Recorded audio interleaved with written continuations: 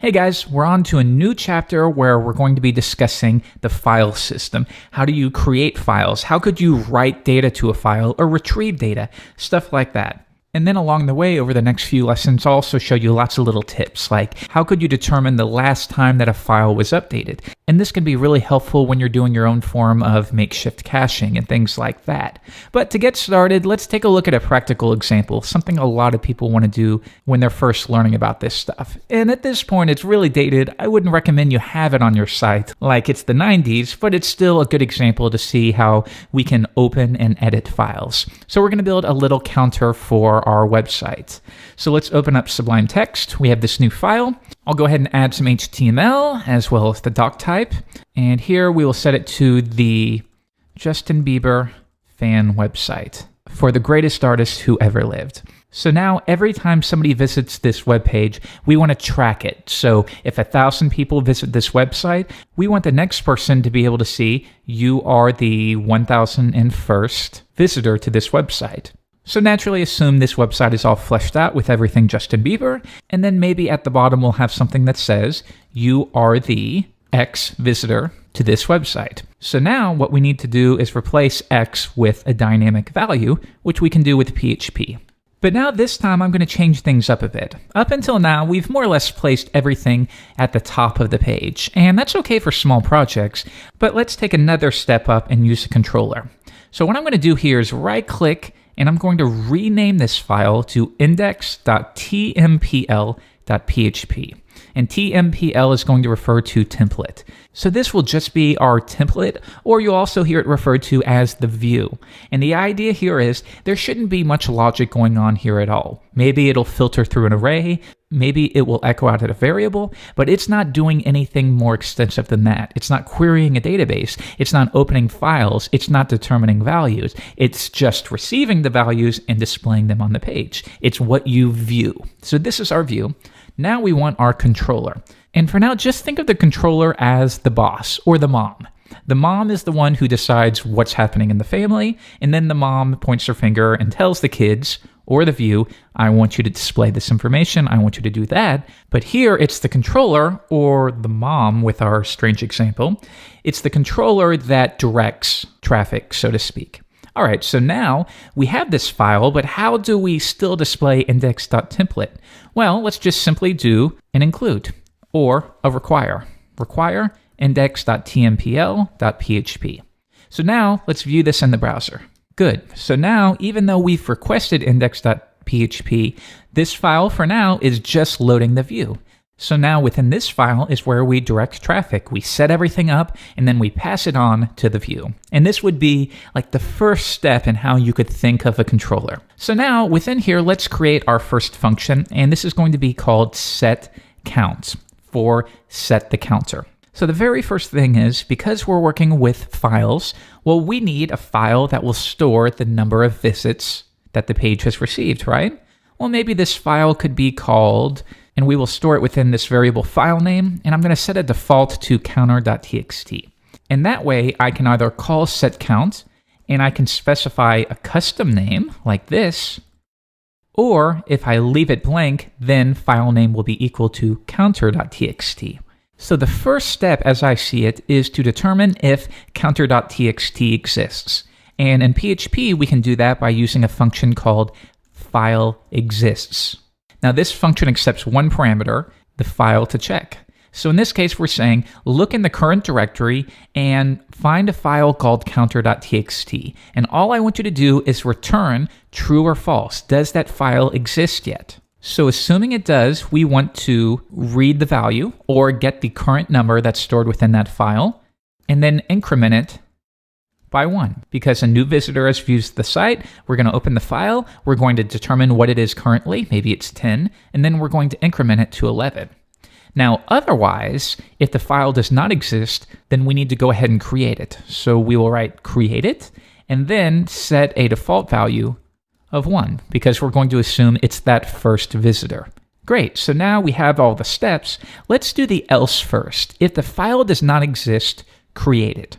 Well, we can create files using this helpful function fopen, and it's a little ambiguous. Just think file.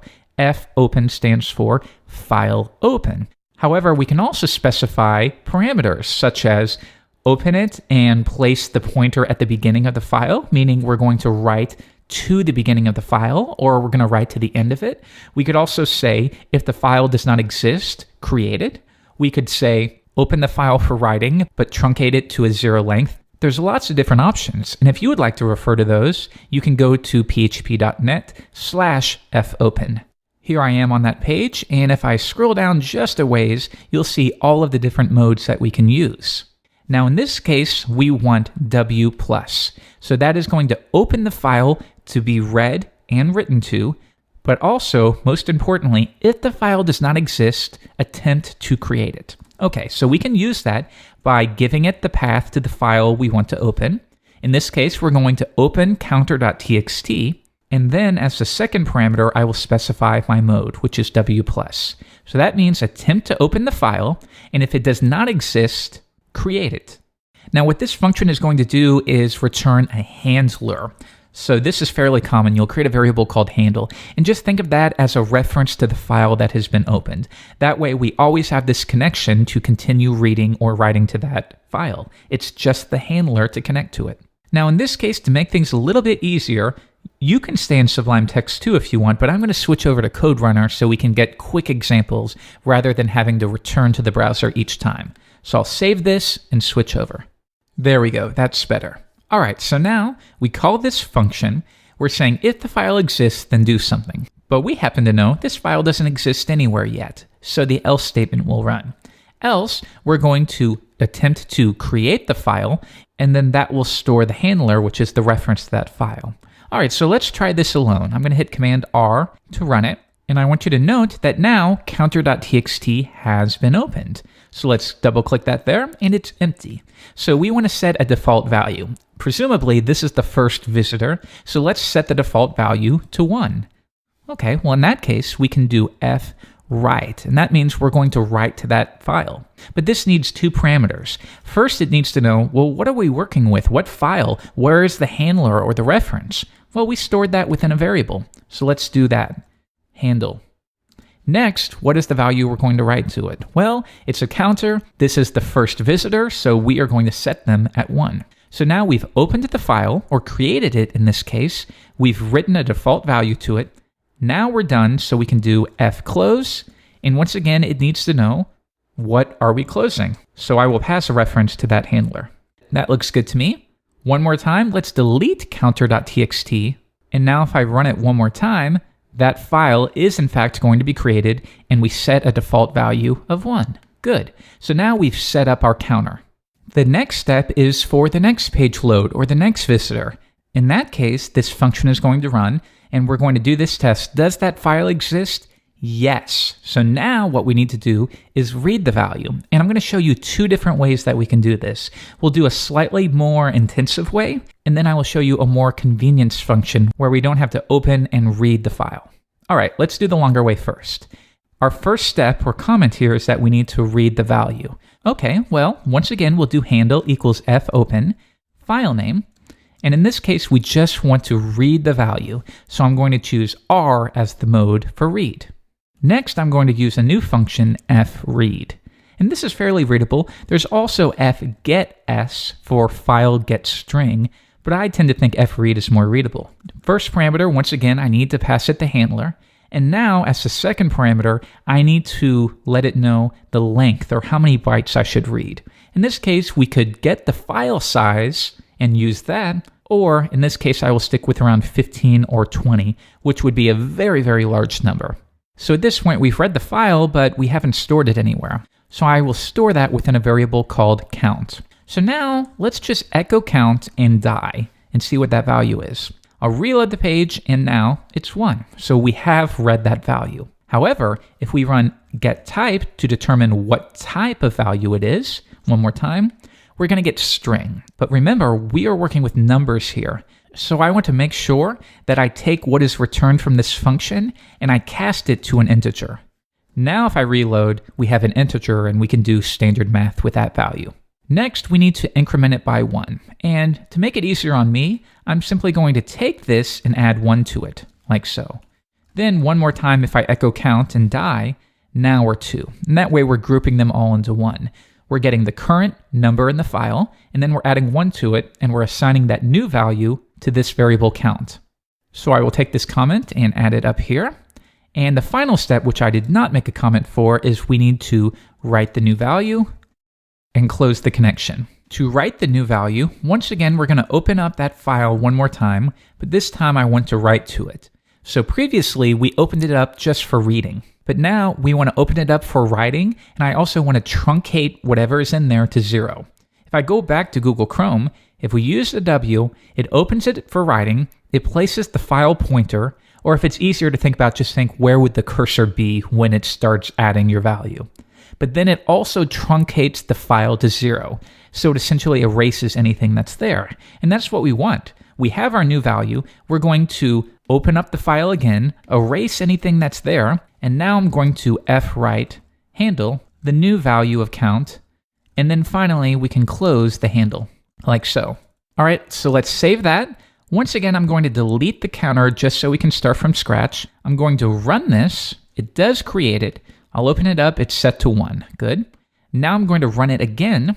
And this time, this section should run, but this section should not. So if I open it one more time, now it's been set to 2. And if it's easier, let's go down here and echo set count. Because as I imagine it, this function should update the values, but it would be nice if I can easily return the new count. So we have set the count above. Why don't we do this as well? Count equals 1. Then we will fwrite count. And then finally, this function will return that new value. There we go. So now we will die just temporarily. We'll run it. We get 3, 4, 5, 6. Let's delete it and start over just to be sure it's working. 1, 2, 3, 4. So each refresh is going to represent a visitor to your site. Good, now that's working. But as I said before, this can be a little bit intensive. We're having to open the file to read its value. Then we open the file for writing purposes. Then we write the new value. Then we close the file. That can be a little intensive. So another way we can do this, and I'm simply going to copy this entire function, comment this version out, and then I will paste it in. That way you can refer to the old way and then our second way. So this time, rather than doing fopen, we're going to do file get contents.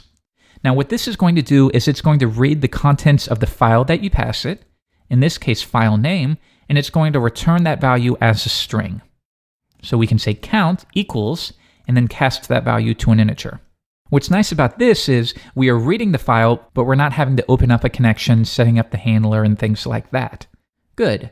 So now at this point, I can get rid of that. I'll increment the count by 1. And then one more time, let's just get rid of all of this.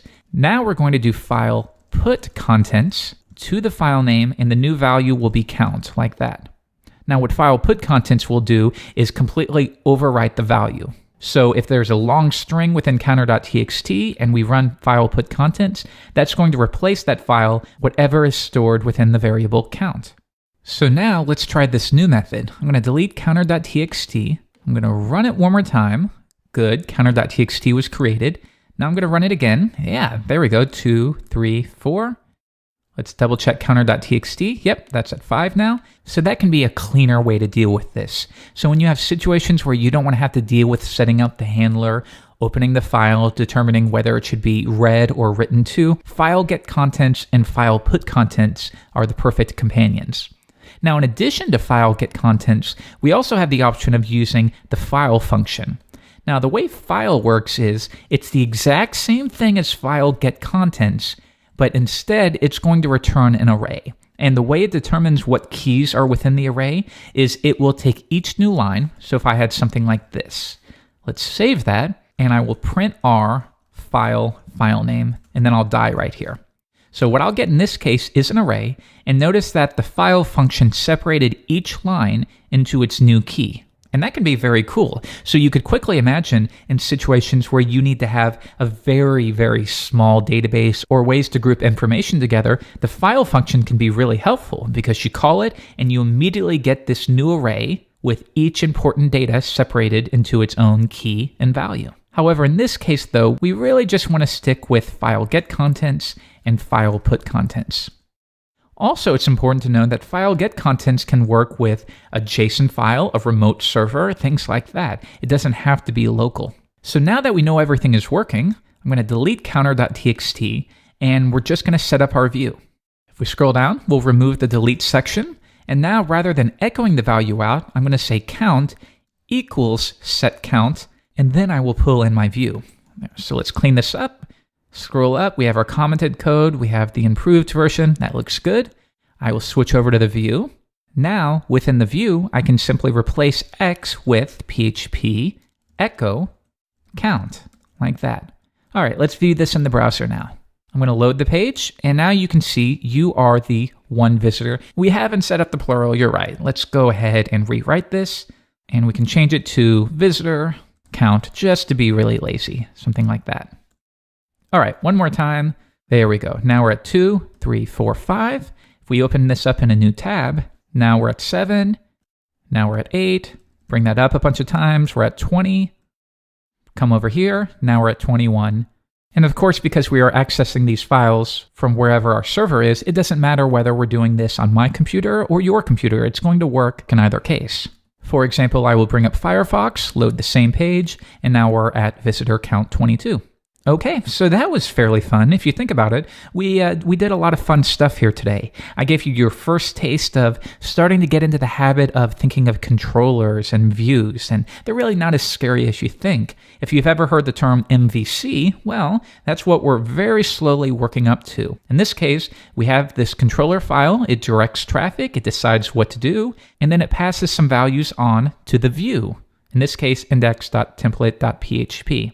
And notice this view doesn't have any logic. It just received some values and echoed them out. It's not responsible for anything else. If it helps, think of a view as being dumb. It's not smart enough to do anything on its own. It just displays information on the page.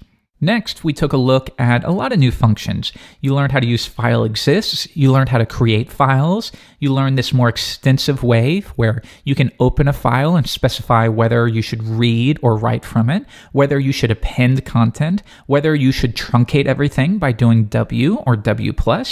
And then you also learned two fantastic functions, file get contents and file put contents. So in the next video, I'm going to show you a lot more functions for just working with file names and paths. Stay tuned.